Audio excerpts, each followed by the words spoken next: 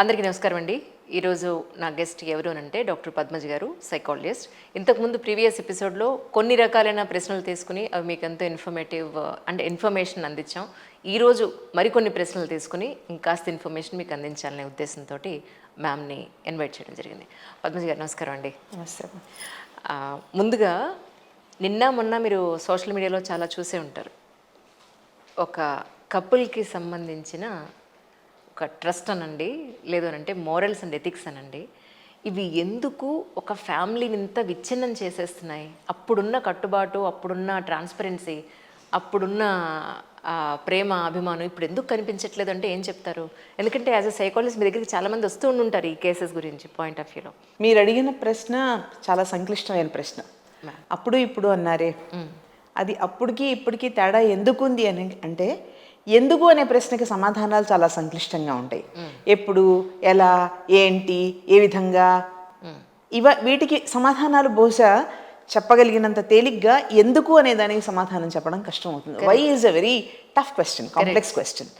So అప్పుడున్నటువంటి పరిస్థితులు వేరు, ఇప్పుడున్నటువంటి పరిస్థితులు వేరు. కామనాలిటీ ఉందమ్మా, అప్పటికి ఇప్పటికీ కామనాలిటీ లేదు అని నేను అన్ను. కామనాలిటీ ఉంది. కాకపోతే ఇప్పుడు మనం ఇప్పుడు ఈ ఇంటర్నెట్లో చాలా విస్తృతంగా కనిపిస్తున్నటువంటి ఒకానొక సంఘటన గురించి మీరు ప్రశ్నిస్తున్నారు. కానీ ఆ ఒకానొక సంఘటన లాంటివి అనేకం ఉంటాయి. ఇది బయటికి వచ్చింది, బయటికి రానివి అనేకం ఉంటాయి. అది మొరాలిటీకి డీవియేషను, ఎందుకు మారలీ మార్పు వస్తుంది అనే దానికి చాలా రకరకాల సమాధానాలు ఉన్నాయి. మన జీవన పరిస్థితులు, మన లైఫ్ స్టైల్, మనం నమ్మే సిద్ధాంతాలు, మనకున్నటువంటి కుటుంబ పరిస్థితులు, మనం ఆలోచించే ఆలోచన విధానం, తర్వాత దాని యాక్సెప్టబిలిటీ, దాని యాక్సెప్టెన్స్, ఇట్లాంటివి రకరకాలు, మన పర్సనాలిటీ అనండి, మన కుటుంబ పరిస్థితులు అనండి, మనం ఇప్పుడు ఉన్నటువంటి జీవన పరిస్థితులు, ప్రపంచవ్యాప్తంగా మనం ఉన్నటువంటి జీవన పరిస్థితులు అనండి, మరి అన్నిటికీ మించి ఇప్పుడు చాలా కామన్గా అందరం ఒక రాక్షసిని తిడుతూ ఉంటాం కదా, స్ట్రెస్ అనబడే రాక్షసిని. ప్రతి వాళ్ళకి అదొక సమాధానం అయిపోయింది. స్ట్రెస్ అండి, తట్టుకోలేమండి అనేది ఒక సమాధానం అయిపోయింది. సో మీరు ఇందాక అడిగారు అప్పుడు ఎందుకు అలా, ఇప్పుడు ఎందుకు ఇలా అని. అప్పుడున్నటువంటి పరిస్థితుల్లో అప్పుడు ఇలాంటి డీవియేషన్స్ లేవా? మగవాళ్ళు చాలా నిజాయితీగా, వెరీ లెస్ అని చెప్పుకోవచ్చేమో. రిపోర్టెడ్ లెస్ కావచ్చు కదమ్మా, రిపోర్టెడ్ లెస్ కావచ్చు కదా, బయటికి కనిపించింది లెస్ కావచ్చు కదా. మీరు సామాజిక పరిస్థితుల్ని మనం మర్చిపోకూడదు. అప్పుడు కూడా ఒక వాడికి డీవియేషన్ వచ్చేసి వాడి ఆలోచనల్లో కొన్నాళ్ళు పోయిన తర్వాత మోజు తీరిపోయో, లేకపోతే ప్యాషన్ లేకనో, ఇంకా ప్యాషన్ తగ్గిపోయింది, మరో చోట ప్యాషన్ పెరిగింది నాకు అని చెప్పుకోనో, వాడికి ఒకవేళ డీవియేషన్ ఉన్నా కడుపు చించుకుంటే కాళ్ళ మీద పడుతుంది అని గుండెల్లో బడబాగ్ని దాచుకుని బతికిన ఎంతో మంది ఆడవాళ్ళు ఉండేవాళ్ళు. మనకు అప్పట్లో మీరు సినిమాలు చూడండి, ఉదాహరణకి మీరు మీడియా వాళ్ళు కదా, మీరు అప్పట్లో సినిమాలు, సీరియల్స్ ఇట్లాంటివి చూడండి. అప్పటి స్త్రీలు ఎట్లా ఉండేవాళ్ళు. ఇప్పటి స్త్రీకి, ఇప్పటి అమ్మాయికి నేను ఎందుకు తట్టుకోవాలి, నేను ఎందుకు భరించాలి, నా పట్ల జరుగుతున్నటువంటి అన్యాయాన్ని, ఈ ఆవేదనని నా కడుపులోనే నేను ఎందుకు దాచుకోవాలి, నా జీవితాన్ని నేను ఎందుకు అన్యాయం చేసుకోవాలి అనే ప్రశ్న అప్పుడు లేదా? అప్పుడు కూడా ఉంది. కాకపోతే ఏంటంటే భర్త అంటే ఆయన్ని భరించాల్సింది భార్యే అనేటువంటి ఆలోచన ఉండేది. కుటుంబ పరిస్థితులు కూడా, అమ్మా ఆడదానివి నువ్వు ఓర్చుకోవాలి, ఎలా బతుకుతావు, పిల్లలు ఉన్నారు. తర్వాత ఇంకొకటండి, అప్పటికి ఇప్పటికీ కూడా మారింది ఏంటంటే తల్లిదనం, అమ్మదనం. పిల్లల కోసం అని చెప్పి అప్పటికే ఇప్పటికీ ఏ స్త్రీ అయినా కానీ పిల్లల గురించి ఫస్ట్ ఆలోచిస్తుంది. అవును. సో ఈ పిల్లలకి ఎక్కడ న్యాయం జరుగుతుందో, వీళ్ళెక్కడ దిక్కులేని వాళ్ళు అయిపోతారు అని అప్పటి ఆర్థిక, సామాజిక, మానసిక పరిస్థితులు, కుటుంబ జీవన వ్యవస్థ ఆ సమయంలో. కరెక్ట్. ఇది ఒక సైడ్ ఆఫ్ ది కాయిన్. కానీ రెండో సైడ్ ఆఫ్ ది కాయిన్ చూడండి, అప్పట్లో జాయింట్ ఫ్యామిలీస్ ఉండేవి. ఎక్కువగా జాయింట్ ఫ్యామిలీస్ ఉండేవి. దానివల్ల చాలా నష్టాలు ఉన్నాయి. మా జాయింట్ ఫ్యామిలీస్ ఏవో చాలా అద్భుతంగా ఉండేవి, జీవితం అంతా చూసినట్టు ఎగిరి గంతులేస్తూ ఆటలు పాటలు కాదు. కానీ బాధ్యతల డివిజన్ ఉండేది, డిస్ట్రిబ్యూషన్ ఆఫ్ ఎనర్జీస్ ఉండేది, డిస్ట్రిబ్యూషన్ ఆఫ్ రెస్పాన్సిబిలిటీ ఉండేది. ఎవరికి వాళ్ళు ఇంతమందికి రెస్పాన్సిబుల్గా ఫీల్ అయ్యేవారు. కరెక్ట్. మీరు ఇప్పుడు అప్పటికి ఇప్పటికీ ఒక తేడా చూడండి. ఇప్పుడు తల్లిదండ్రుల విషయంలో కానీ, పిల్లల విషయంలో కానీ ఏదైనా సమస్య వచ్చింది అంటే, తల్లిదండ్రులు పిల్లల గురించి కానీ, పిల్లలు తల్లిదండ్రుల గురించి కానీ, లేదా సిబ్లింగ్స్ గురించి కానీ, తోబుట్టువుల గురించి కానీ, let them figure out what should be done అంటారు. ముఖ్యంగా చదువుకున్న పిల్లలు, చదువుకున్న వాళ్ళు, let them figure out what should be done. వాళ్ళని ఆలోచించుకొని ఏం చెయ్యాలో. ఒకప్పుడు అలా ఉండేదా? నువ్వు ఆలోచించుకోవడం ఏంటి, మనం ఆలోచిద్దాం. ఆ మనం మనం మనం అనే కోట్ అన్ కోట్ వ్యవస్థ ఇప్పుడు నేను నేను నేను మారింది. కాబట్టి అంటే దానిలో ఉండే నష్టాలు దానిలో ఉండొచ్చు, దీనిలో ఉండే నష్టాలు దీనిలో ఉండొచ్చు. కానీ ఈ ఈ పంచుకోవడాలు, మనసులు పంచుకోవడాలు, ఆత్మీయతలు పంచుకోవడాలు ఇవైతే ఏవేవైతే ఉన్నాయో షేరింగ్ అండ్ కేరింగ్, అది లిమిటెడ్ అయిపోయింది. ఇప్పుడు ఇదివరకు ఎప్పుడూ కూడా మనిషికి, వ్యక్తికి తనే సెంటర్, మనమే సెంటర్. నేనుకి సంబంధించినవే కదా ఆధ్యాత్మికంగా మాట్లాడుకుంటే, నేనుకి సంబంధించినవే కదా నేను, నా ఫ్రెండ్, నా చుట్టం, నా తల్లి, నా తండ్రి, నా బిడ్డ, నేను లేనిది ఎక్కడా? కరెక్ట్ కదా. ఆ నేను అప్పుడు కూడా ఉంది, కానీ నేను మనలో భాగంగా ఉండేది. ఇప్పుడు నేను మనలో భాగం కాదు, నేను తర్వాత కావాలంటే అవసరమైతే మనం. ఈ నేను మనం మధ్య ఈ గ్యాప్ ఎక్కడైతే పెరిగిందో అప్పుడు ఏమవుతుందంటే అకౌంటబిలిటీ. నా కుటుంబానికి నేను జవాబుదారీ, నా కుటుంబంలో నేను తలెత్తుకోలేను అంటే పరువు ప్రతిష్ట, అది మాత్రమే కాదు. ఈ మాట మనం మాట్లాడితే పరువు ప్రతిష్ట అంటూ కొంతమంది పెద్దవాళ్ళు ఇప్పటికీ మాట్లాడతారు. ఆ మాట మాట్లాడితే నీ పరువు ప్రతిష్టకి నేను ఎందుకు బాధ్యుడిని అవ్వాలి, నా జీవితం నాది కదా అని చెప్పే పిల్లలు ఉన్నారు. కరెక్ట్. అంటే ఏంటంటే నాది, నేను నా జీవితం ఒక ఐలాండ్, నా చుట్టూ నేను ఏర్పరచుకున్నటువంటి ఐలాండ్ ఏదైతే ఉందో అది ముఖ్యమైపోయింది. ఈ డివిజన్, ఈ గ్యాప్ రావడం వల్ల ఇప్పుడు ఇంకొకరికి నేను ఎందుకు సమాధానం చెప్పుకోవాలి? ఒక పర్టిక్యులర్ ఇష్యూలో ఒకతను అడిగాడు, ఒక పర్టిక్యులర్ ఇష్యూ డిస్కస్ చేస్తున్నప్పుడు ఒకతను అడిగాడు, అవును మేడం నాకు భార్య ఉంది, కొడుకున్నాడు, సో వాట్? నా ఇష్టాన్ని నేను చంపుకోవాలా? నాకు అమ్మాయి పట్ల ఇష్టం పెరిగింది, నేను దాన్ని చంపుకోవాలా? వీళ్ళు ఉన్నారు కదా, నాకు కొడుకున్నాడు కదా, వాడి బాధ్యత నాకుంది కదా, నేనేం తప్పు చేశాను? వాడి బాధ్యత విషయంలో నేనేం తప్పు చేశాను? నా భార్యకి నేనేమి ఇవ్వలేదు, వాళ్ళకంతా న్యాయం చేస్తున్నాను కదా, వాళ్ళకి నేనేం అన్యాయం చేశాను? ఓకే. ఆ భార్య అడిగింది, నువ్వు న్యాయం చేసావా భార్యగా నాకు? నీ మనసు ఎప్పుడైతే ఇంకొకరితో పంచావో, నాకు భార్యగా అన్యాయం చేసినట్టే కదా, నేను నీకేం తక్కువ చేశాను? అంటే ఇలా ఉంటుంది వాళ్ళ వాదన.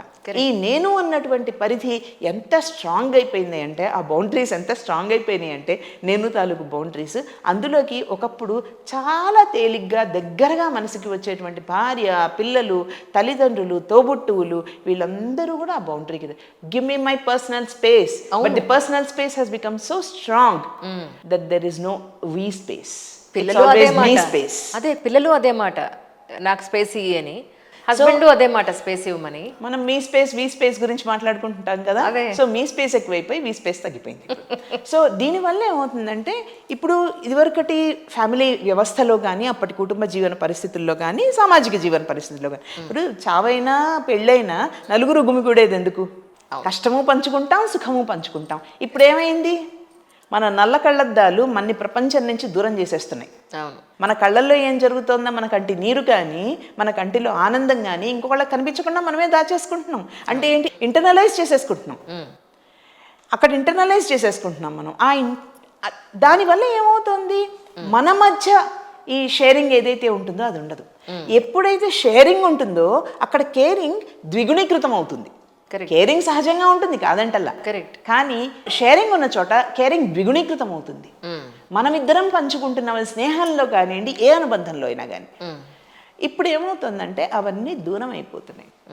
నా జీవితం నాదండి, నా జీవితాన్ని శాసించే హక్కు కానీ, నిర్ణయించే హక్కు కానీ నా భార్యకి ఎక్కడుంది, లేదా నా భర్తకి ఎక్కడుంది అంటే, ఇక్కడ హక్కులు అధికారాలు కాదు భార్యాభర్తలు ఇద్దరి మధ్య, షేరింగ్ అండ్ కేరింగ్. అవును, మనం అన్నీ పంచుకోవడం జరిగినప్పుడు దూరాలు ఎందుకు పెరుగుతాయి?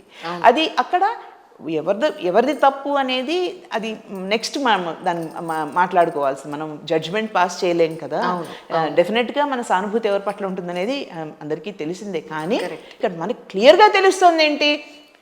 నేను సుఖపడాలనుకున్నాను, నేను జీవితాన్ని ఒక విధంగా మలుచుకోవాలనుకుంటున్నాను, దానికి ఎవరు అడ్డంకి, ఎవరు అందులో జవాబుదారీలు కారు అని అన్న ఆ డిస్టెన్స్ ఏదైతే ఏర్పడుతుందో దానివల్ల బహుశా నాడు నేడు అన్న మీ ప్రశ్నకి చాలా ఎలాబరేట్గా ఒక పాయింట్ ఆఫ్ వ్యూ నుంచి చెప్పానమ్మా, మొత్తం చెప్పలేను. జాయింట్ ఫ్యామిలీస్ నుంచి ఇండివిజువల్ ఫ్యామిలీస్లో న్యూక్లియర్ ఫ్యామిలీస్ అయినా కానీ కేవలం తల్లి తండ్రి పిల్లలు ఉన్నప్పుడు ఈ తల్లి తండ్రి పిల్లల మధ్య కూడా మళ్ళీ న్యూక్లియర్ అయిపోతుంది కదా. ఎవరికి వాళ్ళకి అన్ని న్యూక్లియర్ వేటికి అవి సెపరేట్గా ఉంటున్నాయి తప్పితే ఒక చోట గుమికూడట్లేదు కదా. అది మన జీవన విధానం వల్ల కూడా కావచ్చు, జీవన విధానం వల్ల, వేగవంతమైనటువంటి జీవన విధానం వల్ల కూడా కావచ్చు. అన్నిటినీ మించి మేము ఒక మాట మాట్లాడతాము. ఇది ఇవాళ నేను టెక్నికల్గా ఒక సైకాలజిస్ట్గా ఉపయోగించే పదమనే కాదు, మన భారతీయ జీవన విధానంలో ఆ మాటకు వస్తే ఈస్టర్న్ కలెక్టివ్ కల్చర్ ఎక్కడైతే ఉంటుందో అందులో జీవన విధానంలో ఎంపతి ఫ్యాక్టర్ చాలా ఎక్కువ ఉంటుందమ్మా, సహానుభూతి. అంటే మీలాగా మీ స్థానంలో నేను నిలబడి ఆలోచించగలను. అలా ఎప్పుడైతే ఆలోచిస్తామో అది తల్లి బిడ్డల మధ్య సహజంగా ఉంటుంది మేడం అంటారేమో. తల్లి బిడ్డల మధ్యే కాదు, కుటుంబంలో అందరి మధ్య ఉండేది ఒకప్పుడు. ఒక అన్నో తమ్ముడో తప్పో ఒప్పో చేసినప్పుడు వాళ్ళకి అండగా మిగతా వాళ్ళు నిలబడేవాళ్ళు. తప్పు చేస్తే సరిదిద్దేవాళ్ళు, వాళ్ళకి నచ్చ చెప్పేవాళ్ళు, వాళ్ళని బయటికి తీసుకొచ్చే నయాన భయాన్ని బయటికి తీసుకొచ్చే ప్రయత్నం. అందుకనే చెప్తున్నా కదా, జవాబుదారీతనం, అకౌంటబిలిటీ. అవును అవును. నా కుటుంబానికి నేను అకౌంటబుల్, నాకు నేను అకౌంటబుల్. ఇప్పుడు నీకు మొరాలిటీ లేదా, నీకు కాన్షియన్స్ లేదా అని మీరు ఎవరినన్నా ఏ కుటుంబంలో వాళ్ళే ఎవరినన్నా అడిగారనుకో, అట్లాంటప్పుడు వాళ్ళు నా కాన్షియన్స్ ఎందుకు దెబ్బతినాలి? అవును. నేను సంతోషంగా ఉండడం ముఖ్యం, దానికోసం నీకే నేను ఎప్పటికీ కట్టుబడి ఉండాలని రూల్ ఏం లేదు కదా, నాకు సంతోషం అనేది కావాలి కదా అని అన్నారు అనుకోండి, దానికి సమాధానం ఏది? నువ్వెవరు నన్ను అడగడానికి అని అన్నారు అనుకోండి, నీ జీవితం నీది కదా, నువ్వు అసలు తప్పులే చేయలేదా, నువ్వు అసలు జీవితంలో ఏ తప్పులు చేయలేదా, అయినా నువ్వు నా తప్పులు అడగడానికి నువ్వెవరు? నీ జీవితం నువ్వు గడుపుతున్నప్పుడు, నీకు ఇష్టమైన చీర నువ్వు కట్టుకుంటున్నప్పుడు, నేను నాకు ఇష్టమైన డ్రెస్ నేను వేసుకోకూడదని నువ్వెవరు చెప్పడానికి అని అన్నారు అనుకోండి. నిజమే కదా వాళ్ళ పాయింట్ ఆఫ్ వ్యూలో. కరెక్ట్. అందుకనే అంటున్నా, మనం వీ స్పేస్కి ఎప్పుడైతే ఇంపార్టెన్స్ ఇస్తామో, over emphasis on me space ఇంత ప్రముఖంగా మాట్లాడుకోవాల్సిన అవసరం ఉండదు. అలాగని మిగతా వాళ్ళకంటూ జీవితంలో అసలు సమయమే ఉండేది కాదా? ఉండేది. కరెక్ట్, ఉండేది, లేకుండా ఏమీ లేదు. అందరికీ తగినంత స్పేస్, తల్లిదండ్రులకు ఉండే స్పేస్ ఉండేది, భార్యకు ఉండేది, పిల్లలకు ఉండేది. ఆ మాటకు వస్తే మీరు మీ అమ్మమ్మల్ని, ఆ తరాల వాళ్ళని ఎవరినన్నా కదిలిస్తే ఆ ఇళ్లల్లో అందులో ఆడమగ తారతమ్యాలు కూడా వాళ్ళకి ఇంత చేటు ఇప్పుడు కనిపిస్తున్నంత ఇదిగా లేదు. ఆడవాళ్ళు పెద్దవాళ్ళు అయినప్పుడు వాళ్ళని అడగకుండా మేనత్తల్ని, తల్లిని, పిన్ని, నాయనమ్మ ఇట్లాంటి వాళ్ళు ఎవరైనా ఉంటే వాళ్ళని సలహా అడిగేవాళ్ళు. అవును. ఇప్పుడు తల్లిదండ్రులు అంటే ముసలి తల్లిదండ్రులు కాదమ్మా, మధ్య వయసు వాళ్ళు, ముసలి వాళ్ళు కూడా కాదు. ఫర్ ఎ యంగ్స్టర్ 10 ఏళ్ల పిల్లల్ని వాళ్ళ తల్లిదండ్రులు చెప్పడానికి కూడా వాళ్ళు సంకోచిస్తున్నారు. నేను ఎవరిని చెప్పడానికి, what do I know, they know what they need అని చెప్పే పరిస్థితులు ఉన్నాయి ఇప్పుడు. దారుణం కదండి. అంటే ఒక్కటేంటంటేనమ్మా, మనం జడ్జిమెంటల్గా మాట్లాడలేము. రియాలిటీని, ఇది రియాలిటీ, దీన్ని మనం యాక్సెప్ట్ చేయాలి. దీన్ని ఎలా మెరుగుపరుచుకోగలం, ఈ ఉన్న రియాలిటీలో మనం ఎలా జీవన విధానాలను సాగించగలుగుతాం, మరీ దిగజారిపోకుండా, మరీ ఒకళ్ళనొకళ్ళు బాధ పెట్టుకోకుండా, కష్టపెట్టుకోకుండా, ఎవరి స్పేస్ మనం ఇందాక అనుకున్నట్టు ఎవరి స్పేస్ వాళ్ళు మెయింటైన్ చేస్తూనే ఎలా కలిసి ఆ కూటమి ఉంటుంది చూడండి, యూనిటీ ఉంటుంది చూడండి, అది still how can be maintain. సొసైటీలో మ్యామ్ నేను ఎక్కువ చూస్తోంది ఏంటి అంటే, యాజ్ అ జర్నలిస్ట్గా పొద్దున్న లేస్తే ఎంతోమందిని కలుస్తూ ఉంటాం. పెళ్ళి అనేది సొసైటీలో ఒక గౌరవం, వాళ్ళతో పిల్లలు ఉంటారు, గౌరవంగా వాళ్ళు పూజలు చేసుకుంటారు, 10 మందిలోకి పెడతారు. కానీ వీళ్ళ ఇష్టాలు, వీళ్ళ లగ్జరీ, ఎవరైతే ఫినాన్షియలీ స్ట్రాంగ్ ఉన్నారో, ఎవరైతే సర్ప్లస్గా ఉన్నవాళ్ళు ఉన్నారో, సెటిల్ అయిపోయిన వాళ్ళు ఉన్నారో, వీళ్ళు సమాజం కోసమే ఒక ఫ్యామిలీ. వీళ్ళ ఎంటర్టైన్మెంట్ అంతా అవుట్ ఆఫ్ ది సిటీ లేదా అవుట్ ఆఫ్ ది కంట్రీ. వీళ్ళు అంతా సపరేట్ ఉంది. ఇంట్లో తెలియనంత కాలం వీళ్ళు ఇది దొరికితే దొంగ, దొరకపోతే దొర అంటారు చూసారా, అలా ఉంది పరిస్థితి. అంటే ఎవరికి వాళ్ళకి, నా వైఫ్తో నేను జెన్యున్గా ఉండాలి, నా హస్బెండ్తో నేను ట్రాన్స్పరెంట్గా ఉండాలి అనే ఈ వ్యవస్థ ఇండివిజువల్గా ఎవరికి వాళ్ళకి లేకపోతే అందులో అర్థమే ఉంది, కలిసి బతకడంలో అర్థమే ఉంది. మనం చాలా లోతైన టాపిక్, మీరు చాలా సూపర్ఫిషియల్గా చెప్తున్నట్టుగానే అట్ ది సేమ్ టైం ఒక లోతైన టాపిక్ మెన్షన్ చేశారు ఇక్కడ, commitment. Are we committed to our relationships? మనం ఒక వ్యక్తితోటి మామూలుగా మన వ్యవస్థలో భాగంగా ఏంటి, మన జీవితంలో మన భాగస్వామి అనుకున్న తర్వాత సర్వసాధారణంగా ఫర్ లైఫ్, మంచి చెడు వాళ్ళలో ఉన్నదంతా యాక్సెప్ట్ చేస్తాం. అంతేగాని ఇంటికి వచ్చిన దగ్గర నుంచి అది లేదు ఇది లేదు అంటుందండి, నాకు చాలా విసుగొచ్చేస్తుందండి, ఇంటికి వెళ్ళాలంటే విసుగ్గా ఉంటుందండి, అందుకని బయట ఇంకొక అమ్మాయి, నాకు ఆ అమ్మాయి దగ్గరికి వెళ్తే నాకు స్వాంతన దొరుకుతుందండి, నాకు తన దగ్గర ఆప్యాయత దొరుకుతుందండి, ఇంటికి వెళ్తే ఈవిడ నాగింగ్ ఉంటుందండి, ఇలా మాట్లాడేవాళ్ళు మధ్యతరగతిలో కూడా ఉన్నారమ్మా. మనం మీరు ఎలైట్ అంటున్నాం, మీరు మాట్లాడుతున్నది ఎలైట్, ఎక్స్పెక్ట్ చేస్తున్నాం వాళ్ళ. మీరు అన్నారు కదా ఇందాక, దొరికితే దొంగ కదా. సో మానసికంగా ఆలోచించే, మానసికంగా డీవియేట్ అవ్వడం ఒకటి, నిజంగా కూడా డీవియేట్ అవ్వడం ఒకటి. చేతిలో డబ్బులు ఉన్నప్పుడు డబ్బులు వెదజల్లి సుఖాన్ని కొనుక్కోవడం ఒక పద్ధతి. అలా కాకుండా ఉన్న సుఖాన్ని ఉన్న సంతృప్తిని అర్థం చేసుకోకుండా లేని దానికోసం అరువులు దాచడం ఇంకొకటి. అంటే అది మానవ జీవితంలో వేదాంతపరంగా కూడా చెప్తుంటారు కదా, ఉన్నదానితో అసంతృప్తి, లేని దానికోసం ఆరాటం అని చెప్పి. సో ఇంకా మనకి దిల్మాంగే మోర్, ఇంకా ఏదో కావాలి, ఉన్నది చాలదు, ఇంకా ఏదో కావాలి, ఇది ఇంకా ఏదో కావాలి. అది కేవలం డబ్బు విషయంలోనే కాదు కదా.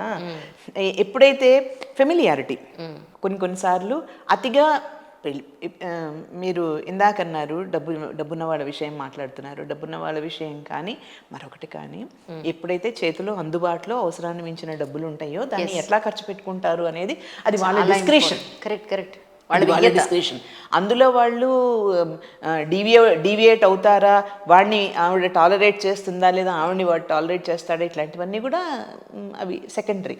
కానీ సహజంగా సర్వసాధారణంగా సమస్యలు నా దగ్గరకు వచ్చినప్పుడు, నా దాకా వచ్చే సమస్యలు, నేను కన్సల్టేషన్లో లేని, నేను టీచింగ్లో ఉన్నాను, మీకు ఆ సంగతి నాతో ఫోన్లలో మాట్లాడుతుంటారు. సో ఫోన్లలో చెప్పుకునే వాళ్ళు చాలామంది ఉంటారు, రెగ్యులర్గా మాట్లాడే వాళ్ళు ఉంటారు కొంతమంది. అంటే రెగ్యులర్గా ఫోన్స్ వస్తూ ఉంటాయి, వాటిల్లో మాట్లాడుకునే వాళ్ళు, చెప్పుకునే వాళ్ళు ఉంటారు. సో ఇందాక నేను చెప్పినట్టుగా సాధారణీకరణ అనమాట. పెళ్ళికి ముందు ఒక ఉదాహరణకు చెప్తాను. ఒక 8 ఏళ్ళలో 10 ఏళ్ళలో బాగా సన్నిహితంగా తిరిగి డేటింగ్ అంటాం కదా, డేటింగ్ చేసి ఇప్పుడు అన్నీ మారిపోయినాయి కదా పదాలు.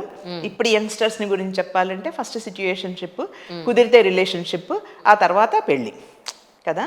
సో అలాంటివన్నీ దాటుకొని వచ్చి పెళ్లి చేసుకున్న వాళ్ళు ఉంటారు. 10 ఏళ్ళలో 7 ఏళ్ళలో 8 ఏళ్ళలో 5-6 ఏళ్ళలో ఎంతో కొంత సమయం, substantial amount of time, quantity of time, మనం టైం టెస్టెడ్ అంటాం కదా, లవ్ని అంతా టెస్ట్ చేసుకుని పెళ్ళిళ్ళు చేసుకున్న వాళ్ళు ఉంటారు. పెళ్ళైన కొంతకాలానికే వాళ్ళు విడిపోతారు. ఎందుకు విడిపోతున్నారు? నంబర్ 1, దగ్గర నుంచి చూసేది వేరు. అవును, ప్రేమలో ఉన్నంతకాలం ప్రపంచం ఈస్ట్మన్ కలర్. తర్వాత వీడియో, మీరు చూపించే సినిమాలు, మీరు చూపించే మనం చూసే ఫోటోల్లో ఎప్పుడు కూడా ఉన్నదానికంటే ఎన్హాన్స్డ్గా కనిపిస్తుంది కదా. వీడియోలో కూడా చాలా అద్భుతమైనగా అక్కడ కలర్ఫుల్గా ఉన్నదేదో కనిపిస్తుంది, ఇక్కడ కలర్ఫుల్గా ఉన్నదేదో ప్రస్ఫుటంగా కనిపిస్తుంది. అంతే తప్పితే అన్ని రియాలిటీస్ని అది కనిపించదు. సో నిజం ఏమిటి? 360 degrees వాస్తవం అనేది అన్ని యాంగిల్స్ కనిపిస్తాయి నిజ జీవితంలోకి వచ్చేటప్పుడు. అప్పుడు ఏంటంటే ఇంతకుముందు మనం గమనించని కొన్ని కోణాలు బయటికి వస్తాయి. ఆ గమనించని కోణాలు బయటకు వచ్చినప్పుడు వాటిని నేను ఇలా అనుకోలేదండి అని కొన్నిసార్లు, ఇంకా కొన్నిసార్లు ఏంటి తెలుసా, ఏదైతే వీళ్ళు చాలా గొప్ప అని స్ట్రెంగ్త్ కింద భావిస్తారో అవతల వాళ్ళలో, ఆ స్ట్రెంగ్తే వీక్నెస్ గా కనిపిస్తుంది. ఉదాహరణకి షీస్ సో సోషల్ అని చెప్పుకునేది ఏంటండి, ఎప్పుడు ఫ్రెండ్స్ ఫోన్సేనండి, ఏంటండి మారిపోతుంది సేమ్ సిచ్యువేషన్. ఇదే రియాలిటీలోకి వచ్చేసరికి భరించలేకపోతాం. సో వాట్ ఎవర్ ఇది ఎవరి విషయంలో అయినా, మీకైనా నాకైనా, సామాన్య మానవులుగా మనుషులుగా మనకందరికీ what ever is the strength can also be a weakness. Correct. అయితే పెళ్ళి అనబడే వ్యవస్థలో అన్కండిషనల్ యాక్సెప్టెన్స్ గురించి మాట్లాడతాం కదా. మంచి చెడు, నీలో మంచి ఉన్నట్టే చెడు ఉంటుంది, నాలో మంచి ఉన్నట్టే నాలో చెడు కూడా ఉంటుంది.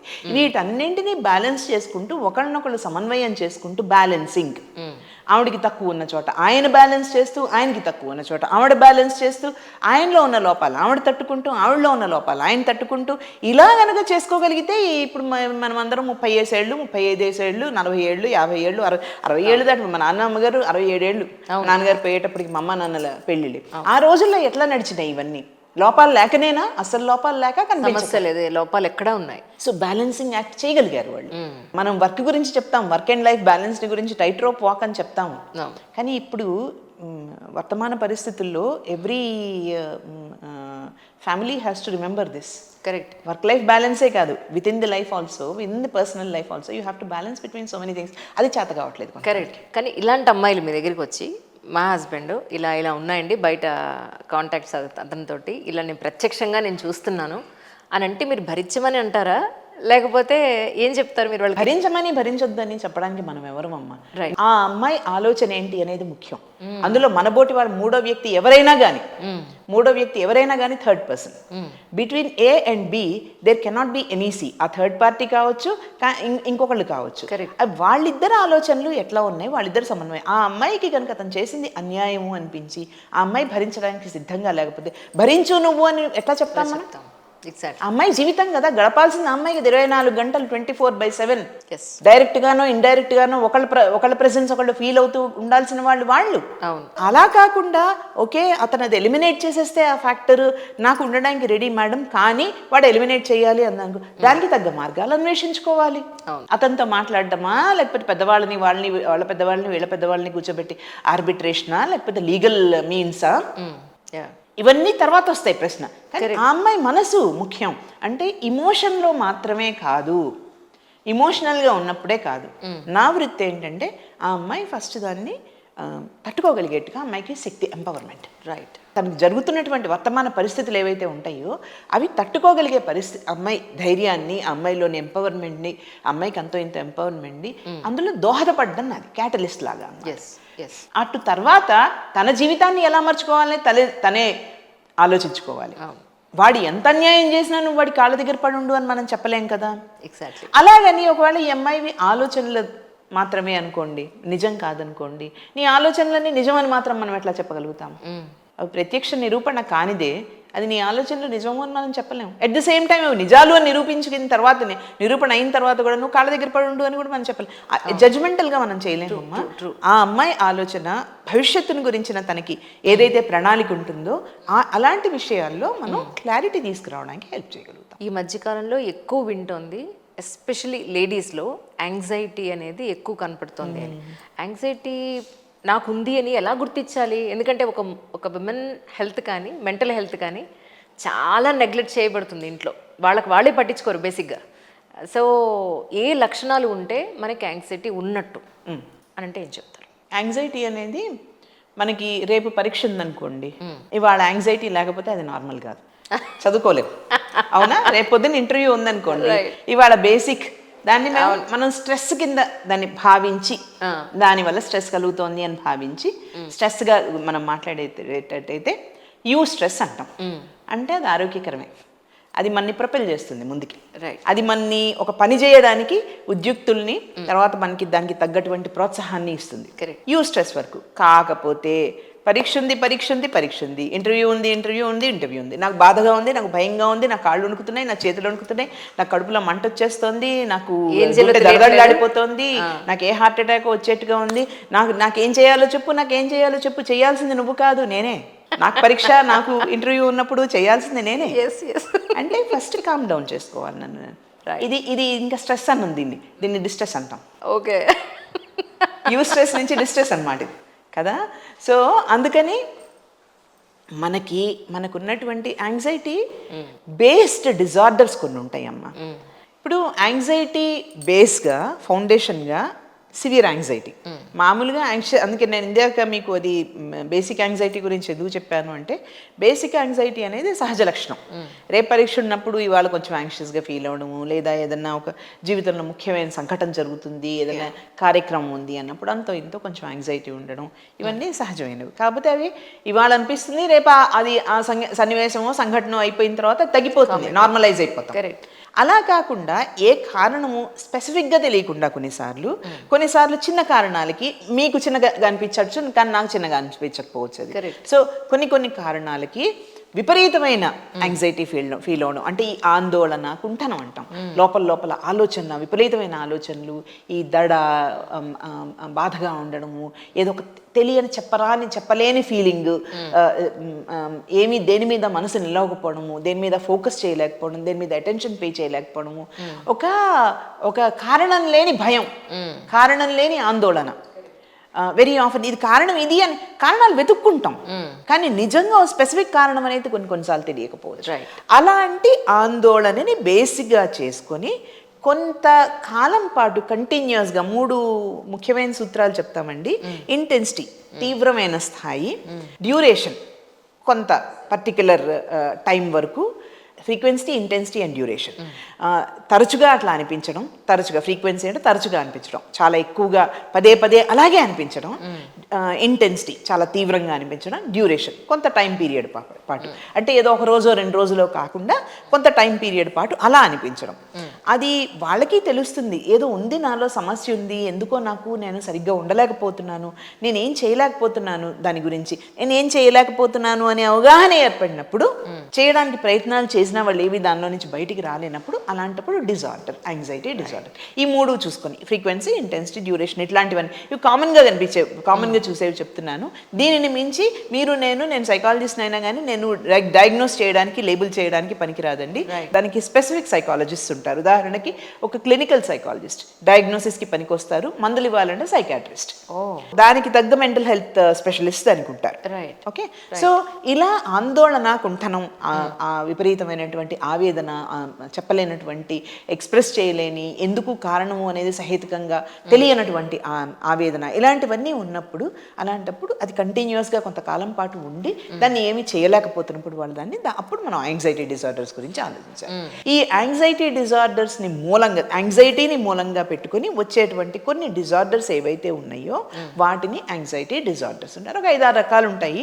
అవి మనకి క్లాసిఫికేషన్ సిస్టమ్స్ కొన్ని ఉన్నాయి, వాటిలో చెప్తారు వాటి గురించి. ప్రతి పర్టిక్యులర్ యాంగ్జైటీ డిజార్డర్కి స్పెసిఫిక్గా కొన్ని లక్షణాంశాలు ఉంటాయి. మీరు ఇందాక డిప్రెషన్ అన్నారు. డిప్రెషన్ అనేది దాన్ని మనం మళ్ళీ స్థూలంగా చూడాలి, దాన్ని ప్రత్యేకంగా చూడాలి. డిప్రెషన్ అనేది మనం మాట్లాడుకునేటువంటి కామన్ పదం కాదు. జార్గనైజ్ చేయబడినటువంటి అనేక పదాలతో పాటుగా అన్ఫార్చునేట్లీ డిప్రెషన్ హ్యాస్ బీన్ జార్గనైజ్డ్. దాన్ని నార్మలైజ్ చేయలేము. అది ఒక డిజార్డర్. అది చాలా తీవ్ర స్థాయిలో ఉంటుంది, మనిషిని చాలా తీవ్రమైన వేదనకి గురి చేస్తుంది. అలాంటి వాళ్ళకి, డిప్రెషన్లో ఉన్న వాళ్ళకి ట్రీట్మెంట్ అవసరం. ట్రీట్మెంట్ అన్న పదం నేను చాలా జాగ్రత్తగా వాడుతున్నాను ఇక్కడ. వాళ్ళ డిప్రెషన్లో నుంచి బయటికి తీసుకురావడానికి ట్రీట్మెంట్ అవసరం అవుతుంది సాధారణంగా తీవ్రమైనటువంటి డిప్రెషన్లో ఉంటే కనుక. ఇప్పుడు మనకి సర్వసాధారణంగా కొన్ని పదాలు మనకి తెలియకుండానే అవి జార్గనైజ్ అయిపోయినాయి. మనం వద్దనుకునేప్పుడు మా లాంటి ప్రొఫెషనల్స్ మేము వద్దండి, ఇది కరెక్ట్ కాదండి అని చెప్పినా కూడా అర్థం చేసుకునే వాళ్ళు తక్కువ ఉంటారు. ఎందుకంటే అది కామన్ అయిపోయింది కాబట్టి. ఇప్పుడు ఫర్ ఎగ్జాంపుల్ డిస్ట్రెస్ ఉందనుకోండి, ఇందాక నేను డిస్ట్రెస్ అన్న పదం ఉపయోగించాను. Distress is not depression. Okay, అది మనసులో కొంచెం ఆందోళన ఉందనుకోండి, అది డిప్రెషన్ కాదు. బాధ ఉందనుకోండి, అది డిప్రెషన్ కాదు. మామూలుగా ఏదో అయ్యో పాపం ఇలా జరిగింది, ఎక్కడన్నా ఏదైనా చూస్తాము, అది జరిగింది. అది జరిగిన తర్వాత మానవ మాత్రులుగా మనం బాధపడతాం. మనకి డిప్రెషన్ కాదు అది. రైట్, అది మన డిప్రెషన్ కాదు. ఒక రోజులో 2 రోజుల్లో పోయేది కాదు డిప్రెషన్ అంటే. రైట్, వాడు నిన్న నాతో సరిగ్గా మాట్లాడలేదు, నా ఫ్రెండ్ వాడు నాతో సరిగ్గా మాట్లాడలేదు, I was depressed yesterday, today I'm all right కాదు. That's not the case. అలా ఉండదు. అంటే sadness, disappointment, being upset, being distressed, being unhappy, ఇవన్నీ కూడా డిప్రెషన్ కావండి. ఇవన్నీ డిప్రెషన్ కావు. డిప్రెషన్లో ఇవన్నీ అంతో ఇంతో ఎక్కువ స్థాయిలోనే ఉంటాయేమో, కానీ ఈ వేటికవి డిప్రెషన్ కాదు. Those are not equivalent to depression. Depression is a disorder. అది మనం అర్థం చేసుకోవాలి. అది ఒక టెక్నికల్ టర్మ్. ఆ డిప్రెషన్ని డయాగ్నోస్ చేయాలి. దానికి తగ్గ స్పెషలిస్ట్ ఉన్నారు. దానికి కొన్ని సూచికలు ఉంటాయి. ఉదాహరణకి చిన్నవి చెప్తాను నేను, ఎక్కువ అన్ని తీవ్రంగా. మళ్ళీ ఇందాక చెప్పినట్టుగా దాని తీవ్రత చూడాలి, అది ఎంత తరచుగా వీళ్ళు అనుభవిస్తున్నారు, ఆ వేదనా స్థితిని అనుభవిస్తున్నారు అనేది చూడాలి. అలాగే ఎంత కాలం పాటు ఉందనేది చూడాలి, ఎంత తరచుగా ఎంత కాలం పాటు ఉందనేది చూడాలి. నేను ఇందాక చెప్పినట్టు నిన్న వాడు మాట్లాడలేదు కాబట్టి నేను డిప్రెస్ అయ్యాను, ఇవాళ మాట్లాడాడు కాబట్టి నేను ఎక్సైట్ అయ్యాను అంటే అది కాదు డిప్రెషన్. ఇంతలోనే అటు, ఇంతలోనే ఇటు. డిప్రెషన్ అనేది ఒక నిరాశపూర్వక పరిస్థితి. అది ఒక ఊబి లాంటిది. దానిలోకి కూరుకుపోయే వాళ్ళు బయటికి రావడం కష్టం. వాళ్ళకి చేయూతనివ్వాలి అంటే వాళ్ళకి తగిన మందులు పడాలి. ఆ మందులు పడిన తర్వాత, అది నేను సివియర్ డిప్రెషన్ గురించి చెప్తున్నాను, అలా దానిలోకి వెళ్ళిన తర్వాత వాళ్ళు బయటికి వచ్చిన తర్వాత అప్పుడు సైకోథెరపీ కానీ మా కౌన్సిలింగ్ కానీ ఇలాంటివి ఉపయోగపడతాయి. అప్పుడు కూడా ప్రొఫెషనల్ హెల్ప్ కావాలి. అంతేగాని ఒక 2 మంచి మాటలు ఎదురుగా కూర్చోబెట్టి మాట్లాడినంత ఆ నిమిషానికి బాగానే ఉంటుంది. ఇప్పుడు ఫర్ ఎగ్జాంపుల్ క్రైసిస్ ఇంటర్వెన్షన్కి పనికి వస్తాయి మన మంచి మాటలు. ఎమర్జెన్సీ ఫస్ట్ ఎయిడ్ అంటాం కదా, అలాంటప్పుడు వాళ్ళకి ఇమోషనల్ ఫస్ట్ ఎయిడ్. ఆ ఎమర్జెన్సీ సిచ్యుయేషన్లో మనం వాళ్ళ ఇమోషన్ని మనం అర్థం చేసుకొని వాళ్ళకి తోడుగా నిలబడినప్పుడు దానిలో నుంచి ఆ మూమెంట్లో ఉపయోగపడతాయి మన మాటలు. క్రైసిస్ దాటుతారు. ఆ తర్వాత మాత్రం వాళ్ళు they should go for treatment. వాళ్ళని ముఖ్యంగా సూయిసైడల్ ఆలోచనలు అవి వచ్చిన తర్వాత వాళ్ళకి మనం అది తేలిగ్గా అంచనా వేయకూడదు. ఎప్పుడైతే సూయిసైడల్ థాట్స్ అవి వచ్చినాయో వాళ్ళని రెఫర్ చేయడం మంచిది. సరైన హెల్ప్కి, మెడికల్ హెల్ప్కి రెఫర్ చేయడం మంచిది. మానసికమైనటువంటి హెల్ప్కి తగిన సుశిక్షితులైనటువంటి psychiatrist and of course diagnosis clinical psychologist వాళ్ళ రెఫర్ చేయడం మంచిది. ఓకే, సో డిప్రెషన్ అన్నప్పుడు కొంతకాలం పాటు సహజంగా మామూలుగా లైవ్లీగా ఉండే మనిషి, ఎనర్జెటిక్గా ఉండే మనిషి, సరదాగా సంతోషంగా ఉండే మనిషి, కొన్ని చిన్న చిన్న ఆనందాలని హ్యాపీగా అనుభవించేటువంటి లైఫ్ స్మాల్ చిన్న చిన్న ప్లెజర్స్ ఆఫ్ లైఫ్ని హ్యాపీగా ఎంజాయ్ చేసే వ్యక్తి. అలాంటివన్నీ బాగా సంతోషంగా స్వీకరించగలిగి వ్యక్తీకరించగలిగే మనిషి వీటిల్లో దేనిలోనూ ఆనందం పోతున్నాడు. వాళ్ళు దేనిలోనూ ఆనందం పొందలేకపోతున్నారు. మామూలుగా సంతోషం కలిగించే ఏ విషయమైనా ఎవరికైనా సంతోషం ముఖ్యంగా వాళ్ళకి వ్యక్తిగతంగా వాళ్ళ వ్యక్తిత్వ ధోరణిని బట్టి సహజంగా వాళ్ళకి సంతోషం కలిగించే విషయాలు వాళ్ళకి సంతోషం కలిగించట్లేదు. ఓకే, వాళ్ళు మిగతా వాళ్ళతోటి చొరవగా మాట్లాడగలిగే మనుషులు, జనరల్గా మామూలుగా వ్యవహరించే మనుషులు కూడా, అతి చొరవగా మాట్లాడకపోయినా మామూలుగా వ్యవహరించే మనుషులు కూడా ఒక షెల్లోకి విత్డ్రా అయిపోతున్నారు, కుంచుకుపోతున్నారు, విత్డ్రా అయిపోతున్నారు, సంకోచం చెంది వెనక్కి ఒక చిన్న తమ చుట్టూ తాము ఒక గుహలాగా నిర్మించేసుకుని అందులోకి వెళ్ళిపోతున్నారు. ఒక చీకటి గుహలాగా వెళ్ళిపోతున్నారు అందులోకి. ఎవరితోనూ ఇష్టపడట్లా మాట్లాడడానికి. తర్వాత నిద్ర, ఆహారం విషయంలో అతి తేడాలు రావడానికి అవకాశం ఉంటుంది. అంటే under eating are over eating, under sleeping, over eating, అంటే మామూలు సహజంగా ఉండే వాటికి డీవియంట్గా ఉంటుంది. ఎవరితోనూ మాట్లాడడానికి ఇష్టపడకపోవడం ఒకటి, తర్వాత ఎవరితోనూ కలవలేకపోవడం ఒకటి. సహజంగా ఇప్పుడు స్నేహితులతో ఒకరితో కాకపోతే ఒకరితో కలుస్తారు. సహజంగా ఇంట్రోవర్ట్స్ అయిన వాళ్ళు అందరితో మాట్లాడకపోవచ్చు, కానీ కొంతమంది ఉంటారు వాళ్ళకి మాట్లాడడానికి. తల్లిదండ్రులు, అక్కచెల్లెళ్ళు, అన్నదమ్ములో, తోబుట్టులో, భార్యో, భర్తో, పిల్లలో ఎవరో ఒకళ్ళు ఉంటారు మామూలుగా ఎక్కువగా మాట్లాడని వాళ్ళకు కూడా.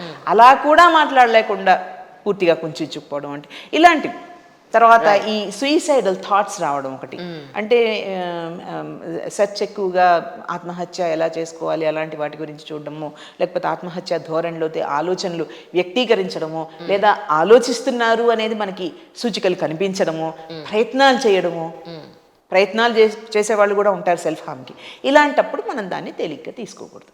అది వీళ్ళలో ఈ కుంచుకుపోయే ధోరణి, ఈ నిరాశపూరితమైనటువంటి ఆలోచన ధోరణి, దేన్ని ఆనందించలేకపోయే ధోరణి కంటిన్యూస్గా మనకు కొంతకాలం కనిపించి వీళ్ళు మనతోటి ఏమీ వ్యక్తీకరించట్లేదు, వీళ్ళకి ఏదో సమస్య ఉంది అన్నప్పుడు సాధారణంగా మాట్లాడేవాళ్ళు ఒకరితో మాట్లాడకపోతే ఒకరితో అయినా మాట్లాడచ్చు, అది సర్వసామాన్యం.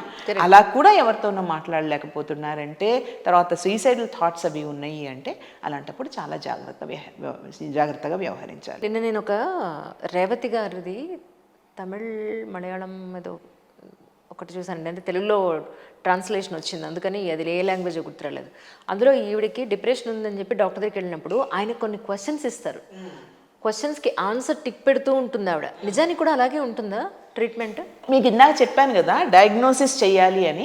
ఇప్పుడు మామూలుగా మనకి ఒంట్లో బాగలేదంటే, ఆరోగ్యం బాగలేదంటే దానికి డయాగ్నోస్టిక్ టెస్టులకి వెళ్తాం కదా, పెథాలజీ ల్యాబ్కి వెళ్తాము, రక్త పరీక్ష చేస్తారు, మూత్ర పరీక్ష చేస్తారు, స్టెథోస్కోప్ పెట్టి చూస్తారు, లేదా ఒక స్కాన్ చేసి చూస్తారు. ఇట్లా కొన్ని పరీక్షలు ఉంటాయి కదా.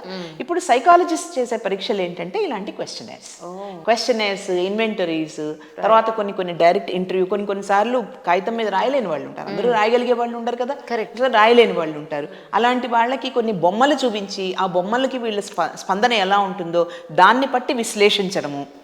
అలాగే డైరెక్ట్ ఇంటర్వ్యూ. ఇది కాక కుటుంబ సభ్యులతో మాట్లాడి వీళ్ళ వ్యవహార శైలి ఎట్లా ఉంది అనేది తెలుసుకోవడము, కేసు అనాలిసిస్, ఇవన్నీ కూడా. అందుకనే ఇందాక నేను ఒక పదం వాడాను, మీరు గమనించే ఉంటారు, సుశిక్షితులైనటువంటి మానసిక నిపుణులు. ఇలాంటి వాటిల్లో శిక్షణ ఉండాలి. ఎవరు పడితే వాళ్ళు చేయలేరు. మనం ఏదో ఆన్లైన్ డౌన్లోడ్ చేసి how depressed are you, how anxious are you కాదమ్మా.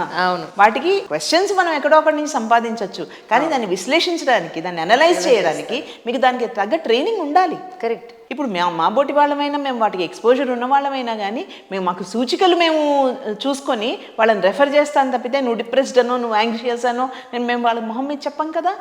వాళ్ళు సరైన డయాగ్నోసిస్ జరగాలి. ఆ డయాగ్నోసిస్లో ఇప్పుడు మీరు చెప్పారు చూడండి, అది ఎవరు ఇచ్చారు?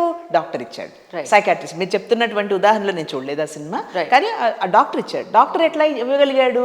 ఎందుకంటే హీస్ ట్రైన్డ్. కరెక్ట్. ఆయన ఈవిడ రాసే సమాధానాల్ని బట్టి ఆయన విశ్లేషిస్తాడు.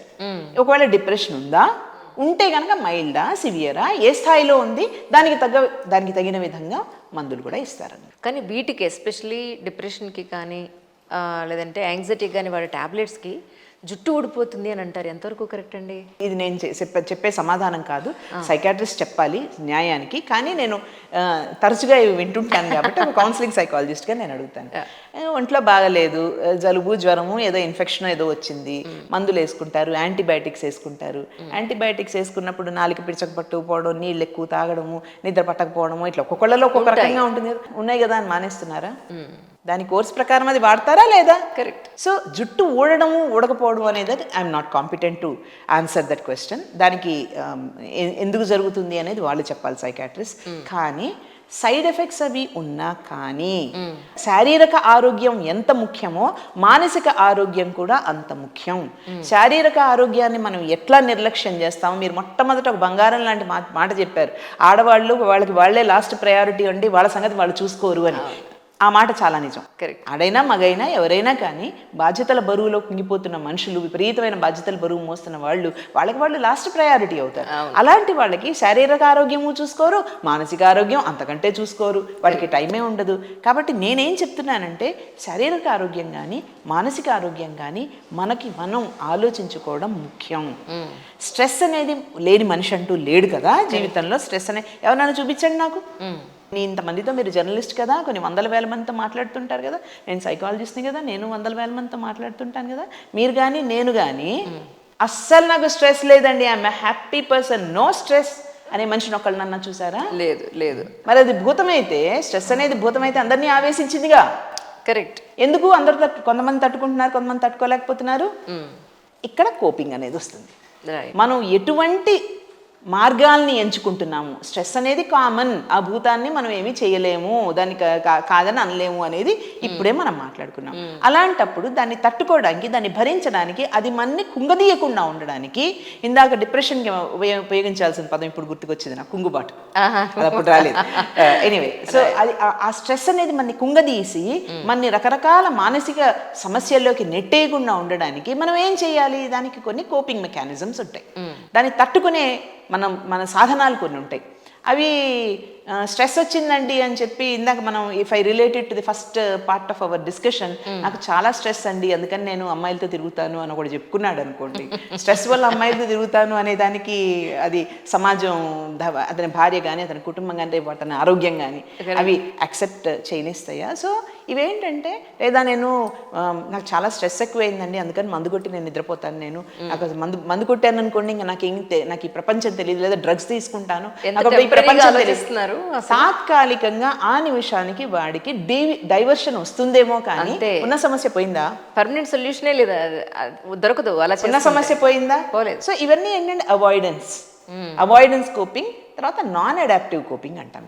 అంటే ఏంటంటే దానివల్ల మాలడాప్టివ్ కోపింగ్ అంటే తనకి హాని, కుటుంబానికి హాని దానివల్ల కదా. తన మీద ఆధారపడ్డ వాళ్ళు ఎప్పుడు కూడా, మనిషి మనుగడ నేను అంటూ ఉండదమ్మా. మనం ఎంత నేను అని మాట్లాడుకుంటున్న చివరికి వేదాంతాల్లో కూడా అదే చెప్తారు కదా, నేను అనేది ఈ ఎంటిటీ కాదు, ఇట్ ఈస్ విశ్వవ్యాప్త. సరే, అది ఆ డిస్కషన్ వేరనుకోండి. కానీ నేను ఒక్కటి సింగ్యులర్గా ఎప్పుడు బతుకం. Man is a social animal. మనం సామాజిక జీవులం. మనకి ఎంత మిగతా వాళ్ళందరూ వద్దనుకున్నా కనీసం మన ఫ్యామిలీ ఉంటుంది కదా.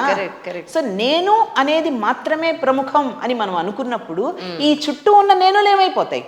వాళ్ళ పిల్లల సంగతి ఏంటి? వాళ్ళ భార్య లేదా వాళ్ళ భర్త, వాళ్ళ కుటుంబం, వాళ్ళ తల్లిదండ్రులు, వీళ్ళందరి సంగతి ఏంటి? అవును.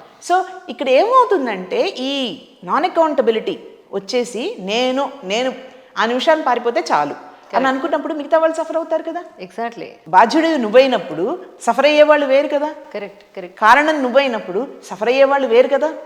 వాళ్ళకున్న సఫరింగ్ కాక కొత్త సఫరింగ్ యాడ్ చేసిన వాడు అవుతున్నావు కదా. సో ఇవన్నీ కూడా మనం దృష్టిలో పెట్టుకోవాలి మనం ఈ ఆలోచనలు ఆలోచించినప్పుడు. కాబట్టి ఆ కోపింగ్ అన్నప్పుడు రకరకాలు ఉంటుంది.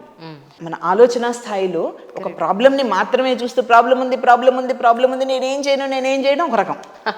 అప్పుడు మీరు అందరూ ముందుకు వచ్చేసి నువ్వు ఎందుకు బాధపడతావు, నువ్వు ఊరికే కూర్చో, నేను వచ్చి చేస్తాను అని మీరు అనేదాకా నేను అలా అనుకోవడం ఒక రకం. అలా కాకుండా నాకు ప్రాబ్లం ఉంది అని మీతో పంచుకుంటాను, కానీ సొల్యూషన్ కూడా మీతో డిస్కస్ చేస్తాను అనుకోండి. నేను ఇలా చేస్తే ఏమవుతుంది, ఇలా చేస్తే ఎలా అవుతుంది, ఇలా చేస్తే ఏమవుతుంది, పోనీ మీతో డిస్కస్ చేయొద్దు, నాకు నేనైనా ఆలోచించుకున్నాను అనుకోండి సొల్యూషన్స్ గురించి. ABC. ప్రపంచంలో ఏ సమస్యకి ఒకటే సొల్యూషన్ ఉండదు. మ్యాథమెటిక్స్లో కూడా అంతే కదా, ఒకటే సొల్యూషన్ కాదుగా, పలు సొల్యూషన్స్ చూపిస్తూనే ఉన్నారుగా. ఎంత క్లిష్టమైన సమస్యలకు కూడా జీవితంలో కూడా అంతే. ఏ సమస్యకి కూడా అబ్సల్యూట్ సొల్యూషన్ ఒకటే అంటూ ఉండదు. ఏ పనికి రానప్పుడు B ఉంటుంది, B పనికి రానప్పుడు C ఉంటుంది, CDEZ ఎన్నో ఉంటాయి. Z తర్వాత కూడా ఉంటాయి, కావాలంటే IL కూడా ఉంటాయి. ఎన్నో సొల్యూషన్స్ ఉంటాయి, మనం చూడాలి, కరెక్ట్, మనం వెతకాలి. సో ఈ సొల్యూషన్ ఓరియంటేషన్ ఉందా లేదా, ఇలాంటివన్నీ కూడా అంటే అవాయిడెన్స్ కోపింగ్ చేస్తున్నావా, లేకపోతే నువ్వు దాన్ని ఎదుర్కొనే ప్రయత్నం మనం కేవలం థ్రెట్గా చూస్తున్నామా, దాన్ని ఒక ఘోరమైనటువంటి విషయంగా చూస్తున్నామా, కరెక్టే సమస్య వచ్చింది, ఇది నాకు challenge, let me deal with these challenges అని చూస్తున్నామా. ఈ ఛాలెంజ్ని డీల్ చేసే క్రమంలో నేను ఒక్కడినేనా, లేదా నేను ఒక్కదాన్ని డీల్ చేయగలనా, లేదా మన చుట్టూ ఉన్నటువంటి సోషల్ సపోర్ట్కు తీసుకుంటానా, ఇలాంటివన్నీ కూడా రకరకాలుగా మనం మాట్లాడతామమ్మా ఈ కోపింగ్ గురించి మాట్లాడినప్పుడు. సో స్ట్రెస్ అనేది ఇన్ఎవిటబుల్, అది మనం మార్చలేము, దాన్ని తప్పించుకోలేము, పారిపోలేము. దాన్ని ఎట్లా తట్టుకోవాలి, ఎందుకు కొంతమంది బాగానే అదే సిచ్యుయేషన్ని మిగతా వాళ్ళు ఎలా తట్టుకుంటున్నారు, వీడెందుకు లేదా ఈమెందుకు దానికి కుప్పగూలిపోతోంది, అక్కడ వ్యక్తిత్వ ధోరణి. కరెక్ట్, వ్యక్తిత్వ ధోరణిని అందుకని మళ్ళీ మూలంలోకి వస్తున్నాం మనం. వ్యక్తిత్వ ధోరణిలో ఒక స్ట్రెంగ్త్, దృఢత్వాన్ని కనుక మనం పెంపొందించుకోగలిగామంటే జీవితంలో ఆటుపోట్లు అనేవి తప్పవు. జీవితం వేవ్ మోషన్, ఎప్పుడు పైనే ఉండం, ఎప్పుడు కిందే ఉండం, కిందికి వెళ్ళిన తర్వాత పైకి వస్తాం, మళ్ళీ పైన అక్కడే ఉన్నాం, మళ్ళీ కిందికి వెళ్తాం. కరెక్ట్, జీవితం వేవ్ మోషన్ కదా, ఆ కెరటాల్లాగా ఎగిరి పడుతూ ఉన్నప్పుడు సంసార సాగరం అంటారు ఎందుకు. అవునండి, ఇవన్నీ తట్టుకుంటూ ఆటుపోట్లు తట్టుకుంటూ పోవాలి అంటే మన ఆలోచన స్థాయి, దీనికి తర్కబద్ధత, కాగ్నిటివ్ ఓరియంటేషన్, మనం మన ఆలోచనలని మనం ఎంత స్థిరంగా దృఢంగా ఉంచుకోగలుగుతున్నాం, మన ఆలోచనలు మనని కుదిదీసే విధంగా ఉంటున్నాయా, లేదా మనని దృఢతరం చేసే విధంగా ఉంటున్నాయా. ఈ దృఢతరం చేయడానికి మనం ప్రయత్నం చేయడానికి మేము కొన్ని సైకాలజిస్ట్ మేము కానీ, క్లినికల్ సైకాలజిస్ట్ కానీ, సైకాట్రిస్ట్ కానీ మేము మాట్లాడేటప్పుడు ఆ దృక్పథం గురించి ఆలోచిస్తామమ్మా. సో స్ట్రెస్ అనేది తప్పదు, కోపింగ్ ఉంటుంది, రకరకాల కోపింగ్ ఉంటుంది. ఇందులో మనం అడాప్టివ్ కోపింగ్, మనకి మనం సమస్యల్ని పరిష్కరించుకునే దిశగా వెళ్ళడానికి మనం ప్రయత్నం చేయడము, ఇలాంటివి చేసినప్పుడు ఇప్పుడు ఇంత మాటలు మనం మాట్లాడుకోకర్లేదు, నాకే యాంగ్జైటీ, నాకే డిప్రెషన్, ఇలాంటివి అనుకోకర్లేదు. ఓకే, డిప్రెషన్ లేని వాళ్ళు, డిప్రెషన్ టైప్ ఆఫ్ ఆలోచన, కుంగుబాటు లాంటి ఆలోచనలు లేని వాళ్ళు, జీవితంలో ఏదో ఒకసారి ఆటుపోట్లు ఎదుర్కొన్న వాళ్ళు ఉండరేమో కదా, ప్రతి వాళ్ళు ఎదుర్కొంటారు కదా. అలాంటప్పుడు నిరాశ అందరికీ కలుగుతుంది కదా, కానీ ఎలా బయటకు వస్తున్నారు? అట్లా అని మా అందరికీ నిరాశ లేదా, నీకు ఒక్కదానికైనా నిరాశ కాదమ్మా. ఎవరి సమస్య వాళ్ళకి, ఎవరి నొప్పి వాళ్ళకి తెలుస్తుంది, ఎవరి సమస్య వాళ్ళకి ప్రముఖం, ఎవరి సమస్య వాళ్ళకి ముఖ్యం. కరెక్టే, సమస్య ఉంది, అర్థం చేసుకుందాం, ఎంపతి చూపిద్దాం. తర్వాత వాళ్ళు దానిలో నుంచి వాళ్ళంతటా వాళ్ళుగా పైకి ఎట్లా లేస్తారు అనే దానిలో మనం చేయూతనిద్దాం. అది సమాజంలో కేవలం మేము సైకాలజిస్ట్ అనే కాదు, మనందరము కూడా సాటి వాళ్ళుగా, సమాజంలో సంఘజీవులుగా అందరం కలిసి తోడ్పడేది. ఇదే మన నాడు జరిగింది. కరెక్ట్, ఇందాక మొట్టమొదట మనం మొదలు పెట్టుకున్నాం కదా నాడు నేడు. నేడు ఏమవుతుందంటే నీ సంగతి నువ్వు చూసుకో, నా సంగతి నేను చూసుకుంటాను. నీకు ప్రాబ్లం ఉంటే గో టు అ సైకాట్రిస్ట్, నాకు ప్రాబ్లం ఉంటే I'll go to a psychotherapist. మనమిద్దరం ముందెందుకు మాట్లాడుకోవడానికి ప్రయత్నం చేయము? ఎగ్జాక్ట్లీ. సో ఈ సోషల్ ఎఫినిటీ ఏదైతే ఉందో, మనము మన వాళ్ళు అంటే మన చుట్టాలు బంధువులనే కాదు, మనల్ని అర్థం చేసుకునేవాళ్ళు మన శ్రేయోభిలాషులు. ఓసిడి అనేది నన్ను మా ఇంట్లో ఓసిడి అన్నారు. నేను అన్నాను, మీ తుడుచుకున్న టవల్స్ మంచాల మీద పడేయకుండా ఆరేసుకోండి, చెప్పులో పక్కన విడవండి, విడిచిన బట్టలు అన్నీ ఎక్కడ పడితే అక్కడ పడేయకుండా ఓ పక్కన వేయండి. దీన్ని ఓసిడి అంటే ఎలాగండి? సో ఏమైందంటే ఇందాక నేను చెప్పాను కదా, డిప్రెషన్, ఓసిడి, హైపర్ యాక్టివిటీ, ఇట్లాంటి కొన్ని పదాలు ఉన్నాయి చూడండి, వాటిని జార్గనైజ్ చేసేసాం. Thanks to movies, thanks to media. అంటే తెలియడం ఒకటి, తెలుసు అని అనుకోవడం మరొకటి. ఎగ్జాక్ట్లీ. ఇప్పుడు ఏమవుతుందంటే డిప్రెషన్, ఇందాక నేను అందుకే క్లారిటీ తీసుకురావడానికి ప్రయత్నం చేశాను. డిప్రెషన్ అనేది డిజార్డర్, అలాగే ఓసిడి అనేది కూడా అదొక డిజార్డర్ అమ్మా. అంటే మళ్ళీ తీవ్రత స్థాయి, duration, frequency, intensity, duration and other factors, అవన్నీ కూడా ఆలోచించుకోవాలి మనం. ఓసిడిలో కొన్ని లక్షణాలు ఉంటాయి, శుభ్రము అట్లాంటివి ఉంటాయి. కాకపోతే పర్ఫెక్ట్గా ఉండడము, నీట్గా ఉండడం, క్లీన్గా ఉండడం, హైజీనిక్గా ఉండడం, అది పర్సనాలిటీ ముందు బేసిక్గా. ఓవర్ అండ్ అబౌవ్ దట్ మీరు దాన్నే పదే అబ్సెషన్ అంటే మీ ప్రమేయం లేకుండా ఆలోచనలు మిమ్మల్ని ఇబ్బంది పెట్టే విధంగా పదే మీరు ప్రయత్నం చేస్తున్నా కానీ మీకు అందుబాటులో లేకుండా, మీ కంట్రోల్, మీ నియంత్రణలో లేకుండా అవి అదే ఆలోచనలు పదే రావడం అబ్సెషన్. కంపల్షన్ అంటే మీకు మీకు మీకు బాధ కలిగిస్తున్నా, మీకు ఇబ్బంది కలిగిస్తున్నా అదే పనిని పదే పదే పదే పదే చేయడం అనేది కంపల్షన్. Obsession, compulsion. అబ్సెషన్ అనేది థాట్ లెవెల్, కంపల్షన్ అనేది యాక్షన్ లెవెల్. ఉదాహరణకి చేతులు కడగడం మొదలు పెట్టారు అనుకోండి, 37 సార్లు నేను ఈ మోషన్లోనే చేతులు కడగాలి. మధ్యలో మీరు మాట్లాడారు అనుకోండి, అరే నాకు లెక్క తప్పింది, మళ్ళీ 1 నుంచి మొదలు పెడతాను. నేను ఇది వాళ్ళు ఎంత సఫర్ అవుతారు, ఓ మై గాడ్, భరించే వాళ్ళు ఎంత సఫర్ అవుతారు. నిజంగా. అది కంపల్షన్. అంటే నేను మీకు ఇది ఎందుకు చెప్తున్నాను అంటే, చాలా ఈజీగా మనం ఓసిడి అని అనేస్తాం కదా. అబ్సెషన్ అంటే రికరెంట్ థాట్, అది మీ కంట్రోల్లో లేకుండా పదే పదే ఒకటే ఆలోచన.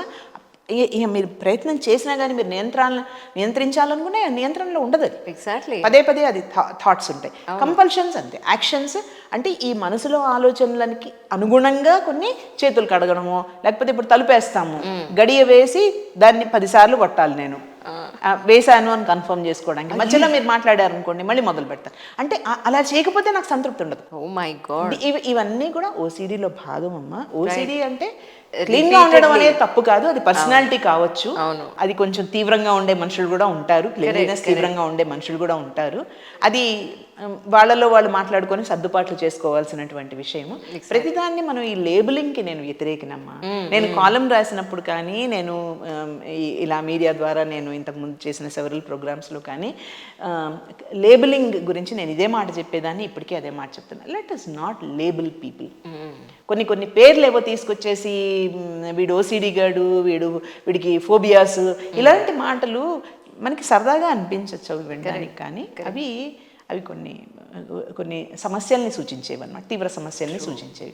కాబట్టి లేబులింగ్ వద్దు. అట్లాగే పిల్లల్ని కూడా, పిల్లలు యాక్టివ్గా ఉన్నారనుకోండి, మా వాడు హైపర్ యాక్టివ్ అండి అంటే, హైపర్ యాక్టివిటీ అనేది అదంత తేలికైన విషయం కాదు, మనం అంత ఈజీగా అనే మాట కాదు. ఓవర్ యాక్టివ్ అనుకోండి, హైపర్ ఎనర్జెటిక్ అనండి, బాగా ఎనర్జీ వాడని అని చెప్పండి, బాగా యాక్టివ్ అండి అని చెప్పండి.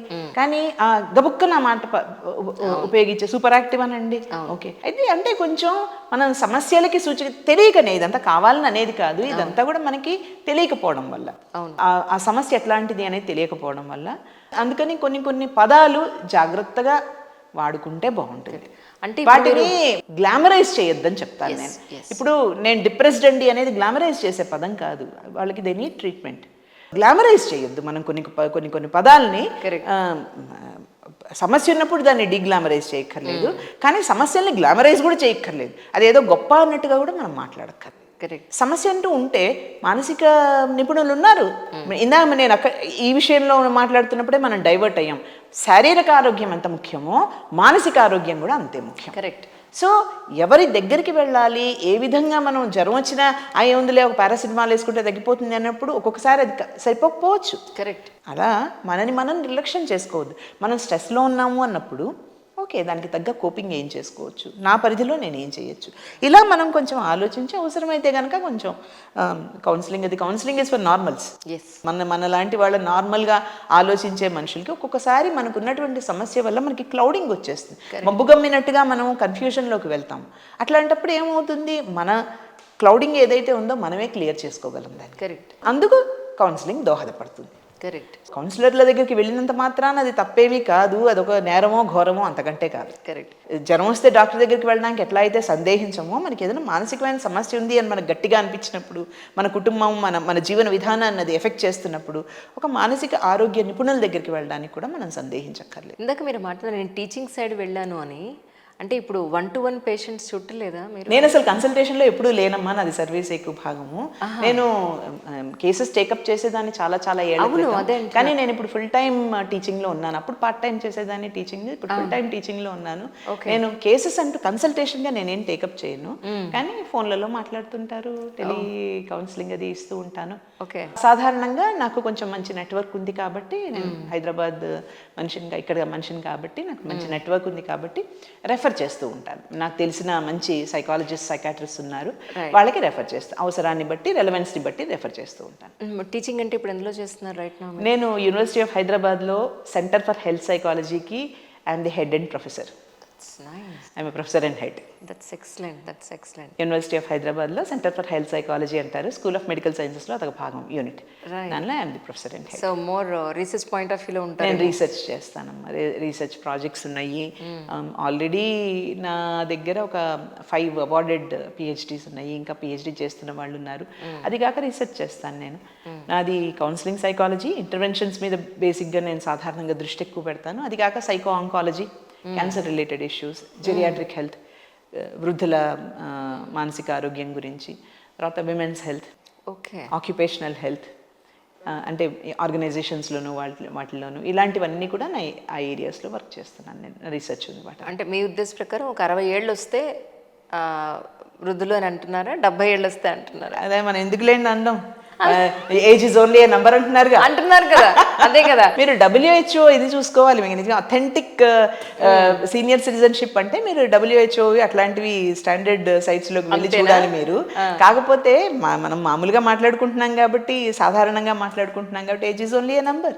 కరెక్ట్. మా నాన్నగారు 80 ఏళ్ల వయసులో, మా నాన్నగారు మీకు తెలుసు కాబట్టి చెప్తున్నాను, మా నాన్నగారు 80 ఏళ్ల తర్వాత కూడా ఆయన పుస్తకాలు రాశారు. రోజుకు దాదాపుగా 7-8 గంటలు కంప్యూటర్ ముందు కూర్చొని తనే టైప్ చేసుకునేవారు. 7-8 గంటలు కంప్యూటర్ ముందు కూర్చొని తనే టైప్ చేసుకునేవారు. వాళ్ళ జనరేషన్లో కంప్యూటర్ ఇప్పుడు మనకి అలవాటు అయినట్టుగా వాళ్ళకి లేవు, మాకు మీకు అలవాటు అయినట్టుగా వాళ్ళకి లేవు. ఆయన నేర్చుకొని తెలుగు లిపి డౌన్లోడ్ చేసుకొని అందులో సాఫ్ట్వేర్ పెట్టించుకొని ఆయన పుస్తకాలు ఆయన టైప్ చేసుకున్నారు. ఆయనకి క్యాన్సర్ డయాగ్నోసిస్ అయిన తర్వాత మా నాన్నగారికి ఆయన నాకు టైం లేదు అనుకొని కనీసం 5-6 పుస్తకాలు తీసుకొచ్చారు ఆయన పోయేలోపు. 5-6 ఆయనకి పూర్తిగా కాగ్నిటివ్ ఫ్యాకల్టీస్ అన్నీ వీక్ అయిపోయే వరకు ఆయన రాస్తూనే ఉన్నారు, చదువుతూనే ఉన్నారు, టైప్ చేసుకునేవారు. So age is only a number. Correct. అంత ఎనర్జీ ఆయన వయసులో సగం ఉన్న వాళ్ళకి ఉండాలని రూల్ లేదు కదా. అవును. ఆయన కంటే బెటర్గా ఉండేవాళ్ళు కూడా ఉన్నారు. 90 ఏళ్ళు దాటిన తర్వాత ఇంకా పెద్ద వయసుల్లో ఉండి బాగా ఆరోగ్యంగా ఫిట్నెస్ మెయింటైన్ చేస్తున్న వాళ్ళు కానీ, శారీరక మానసిక ఆరోగ్యాలు బాగా మెయింటైన్ వాళ్ళందరూ కూడా మనకు ఉదాహరణలు. కరెక్ట్. సో ఏజ్ ఇస్ నేను మిమ్మల్ని ఎందుకు అడిగానంటే, సరే ఇలా అనుకుందాం, ఏజ్ వైజ్ కాదు, పిల్లలు పెళ్ళిళ్ళు అయిపోయి ఉద్యోగాల్లో ఎక్కడెక్కడికో ఊళ్ళు వెళ్ళిపోయి ఇంటి నుంచి దూరంగా ఉంటూ పేరెంట్స్ దూరంగా ఉంటున్న ఆ పేరెంట్స్, అదే సింగిల్ పేరెంట్ అయినా, మదర్ అయినా, లేదా మదర్ అండ్ ఫాదర్ అయినా, వాళ్ళ మెంటల్ హెల్త్, అంటాం కదా, empty nest is very common. మనం ఇప్పుడు మాట్లాడుతున్నాము, ఈ సిటీలో చదువుకున్న పిల్లలందరూ అమెరికాలు, ఆస్ట్రేలియాలు, ఇంగ్లాండ్లు ఎగిరిపోయి పాపం తల్లిదండ్రులు ఒంటరిగా పడి ఉంటారు అని చెప్పి, ఏమ్మా కొన్ని తరాల క్రితం నుంచి కూడా పల్లెటూళ్ళ నుంచి పట్టణాల నుంచి పెద్ద పట్టణాలకి వెళ్ళిన వాళ్ళు మాత్రం లేరా? సో ఈ ఎగిరిపోవడం అనేది, పక్షులు రెక్కలు వచ్చి ఎగరడం అనేది ఎప్పుడూ ఉంది. కాకపోతే అవి గుళ్ళకి తిరిగి చేరుకుంటూ ఉండేవి, ఇప్పుడు గుళ్ళకి పెద్దగా ఎక్కువగా చేరుకోవు, అందుకని ఎంప్టీనెస్లు ఎక్కువ అయిపోయినాయి. సో ఇప్పుడు పెద్దగా వాటికి టైం ఉండదు. ఇప్పుడు నా పక్షులకి పిల్ల పక్షులకి అంత టైం లేదు. అందుకని చెప్పి ఫోన్లు, వీడియోలు ఇప్పుడు బాగా వచ్చిన తర్వాత దూరాలు దగ్గరైనాయి. దగ్గరున్న వాళ్ళు కొన్నిసార్లు దూరాలుగా కూడా ఉండొచ్చు. కాబట్టి పర్ఫెక్ట్ ఆన్సర్, స్ట్రైట్ ఆన్సర్, అంతే. అందుకనే అంటున్నాను, మెంటల్ హెల్త్ అనేది మనం ఏర్పరచుకునేది. ఇప్పుడు ఇది thanks to all these video calls and all, తల్లిదండ్రులు ఇప్పుడు ఏదున్నా లేకపోయినా చివరికి ఆ డబ్బా ఫోన్, మనం ఉత్త కీప్యాడ్ ఫోన్ అన్నా నేర్పించి వెళ్తారు కదా తల్లిదండ్రులకి. ఎవరైనా అది వాడుతున్నట్టు, మన దేశంలో అత్యధిక జనాభా మొబైల్ ఫోన్ వాడే జనాభా ఉంది. మీరు జర్నలిస్ట్, మీకు నాకంటే ఎక్కువ స్టాటిస్టిక్స్ మీకు తెలుసు కదా. అట్లాంటప్పుడు చదువుతోనూ వయసుతోనూ నిమిత్తం లేకుండా కనీసం అది కీప్యాడ్ నొక్కే పదం, లేదా కనీసం రిసీవ్ చేసుకోవడానికి గ్రీన్ నొక్కాలా, రెడ్ నొక్కాలా, అంత మటుకు అయినా వాళ్ళు నేర్చుకోగలుగుతున్నారు కదా. వింటున్నారు, దగ్గరికి రాగలుగుతున్నారు, అంటే మేము ఉన్నాము అని చెప్పగలుగుతున్నారు. కానీ మళ్ళీ రియాలిటీలోకి వద్దాం. ఇవన్నీ బాగుంటాయి వినడానికి, అంటే మనసుకి నచ్చ చెప్పుకోవడానికి, నిజంగా కూడా వీడియో కాల్స్లో వాటిల్లో పిల్లలు వచ్చి మాట్లాడినప్పుడు దగ్గర ఉన్నట్టే ఉంటుంది కదా. ఒక్కొక్కసారి గంటల తరబడి మనతో వీడియో కాల్లో ఉండే పరిస్థితి కూడా ఉంది కదా. వాళ్ళ పని వాళ్ళు చేసుకుంటుంటారు, మీ పని మీరు చేసుకుంటుంటారు, కానీ వీడియో నడుస్తూనే ఉంటుంది, మాట్లాడుకుంటూనే. ఇలాంటివి కూడా జరుగుతాయి. మా అబ్బాయి ఉదాహరణకి వాడు PhD సబ్మిషన్ టైంలో వాడు ఆన్ చేసి పెట్టేవాడు, నేను ఆన్ చేసి పెట్టేదాన్ని, నా పని నేను చేసుకునేదాన్ని నా కంప్యూటర్ ముందు, వాడి కంప్యూటర్ ముందు వాడు పని చేసుకునేవాడు. ఇలాంటివి వాడు ఇక్కడ లేకపోయినా కానీ వి వర్ టుగెదర్. ఇలాంటివి కొన్ని జరుగుతాయి, కాదని అంటలేదు. కానీ ఇక్కడ ప్రాబ్లం ఏంటంటే, ఇప్పుడు తల్లిదండ్రులు ఏమనుకుంటున్నారంటే, మాకు ఏదన్నా అవసరమైతే మాకెవరు. ఇక్కడ నేను మళ్ళీ సాంఘీకరణ గురించి మాట్లాడతాను. ఇప్పుడు పియర్ సపోర్ట్ సోషల్ సపోర్ట్ మనం గ్యాదర్ చేసుకోగలిగామనుకోండి, అంత దూరాల నుంచి వాళ్ళు వచ్చినా రాకపోయినా.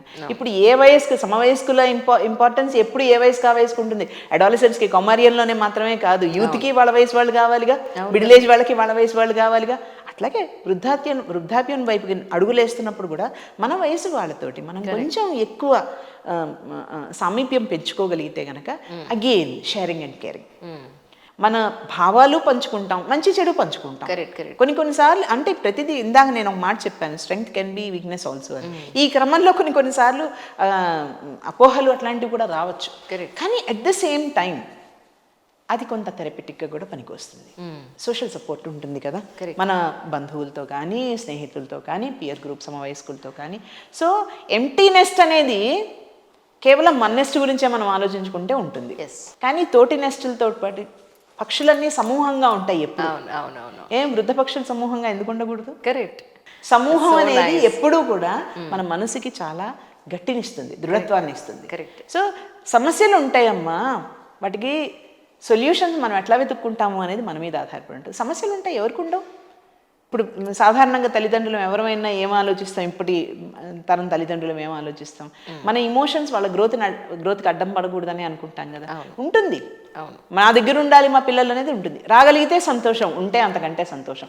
ఒకవేళ ఒకే ఇంట్లో ఉండి తగాదాలు పడుతుంటే, ఒకే చోట ఉండి తగాదాలు పడుతుంటే, సమస్యలు వస్తుంటే, దాని ఎక్కడున్నా కానీ దూరానుండి దగ్గరగా ఉండడానికి అవకాశం ఉంటుంది.